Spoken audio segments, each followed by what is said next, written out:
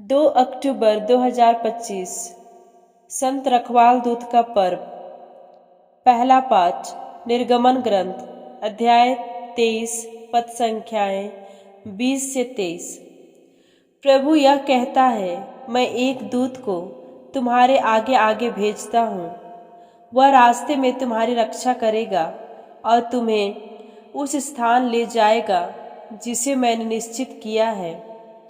उसका सम्मान करो और उसकी बातें सुनो। उसके विरुद्ध विद्रोह मत करो।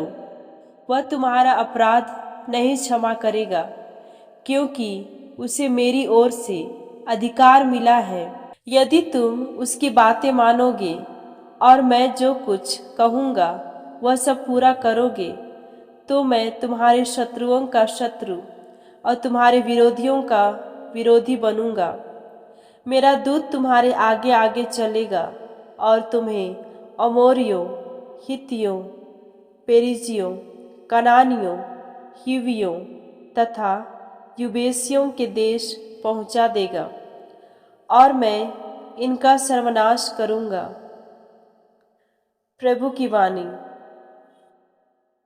संत मत्ती के अनुसार पवित्र सुसमाचार अध्याय 18 पद संख्याएं 1 से 5 और 10। शिष्य यीशु के पास आकर पूछने लगे, स्वर्ग के राज्य में सबसे बड़ा कौन है? यीशु ने एक बालक को बुलाया और उससे उनके बीच खड़ा कर कहा, मैं तुम लोगों से कह देता हूँ, यदि तुम फिर छोटे बालकों जैसे नहीं बन जाओगे तो स्वर्ग के राज्य में प्रवेश नहीं करोगे। इसलिए जो अपने को इस बालक जैसा छोटा समझता है, वही स्वर्ग के राज्य में सबसे बड़ा है। और जो मेरे नाम पर ऐसे बालक का स्वागत करता है, वह मेरा स्वागत करता है। सावधान रहो, इन नन्हों में से एक को भी तुच्छ न समझो। मैं तुमसे कहता हूँ, उनके दूत स्वर्ग में निरंतर मेरे स्वर्गिक पिता के दर्शन करते हैं। प्रभु का पवित्र सुसमाचार। मनन चिंतन।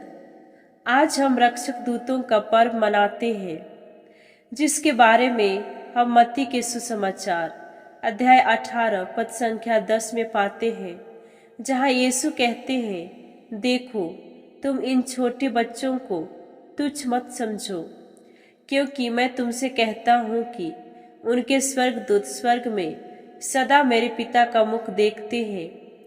यह वचन हमें याद दिलाता है कि हर व्यक्ति, विशेषकर जो कमजोर और मासूम है, उनकी देखभाल के लिए ईश्वर विशेष दूतों को भेजते हैं। ये दूत हमेशा ईश्वर की उपस्थिति में रहते हैं और उनके जरिए ईश्वर का गहरा प्रेम और देखभाल हम तक पहुंचती है। रक्षक दूत ईश्वर की सुरक्षा और मार्गदर्शन का अद्भुत संकेत है। ये सिर्फ आकाशीय प्राणी नहीं है, बल्कि हमारे व्यक्तिगत मार्गदर्शक हैं, जो हमें जीवन के सफर में मदद और सुरक्षा देने के लिए भेजे गए हैं।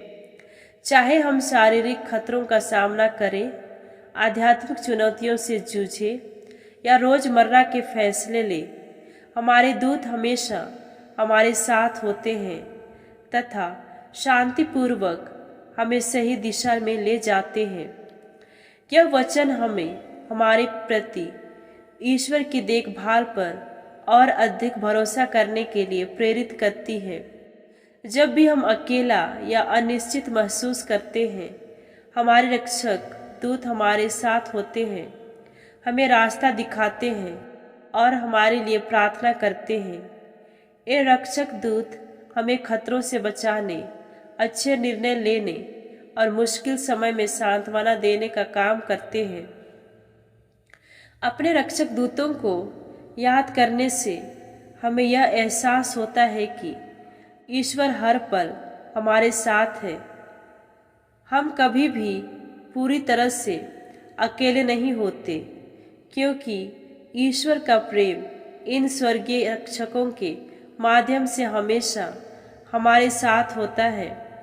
यह सोच हमें ईश्वर पर भरोसा रखने और उनके मार्गदर्शन के लिए खुला रहने के लिए प्रेरित करती है, यह जानते हुए कि उनके रक्षक दूत हर कदम पर हमारे साथ है।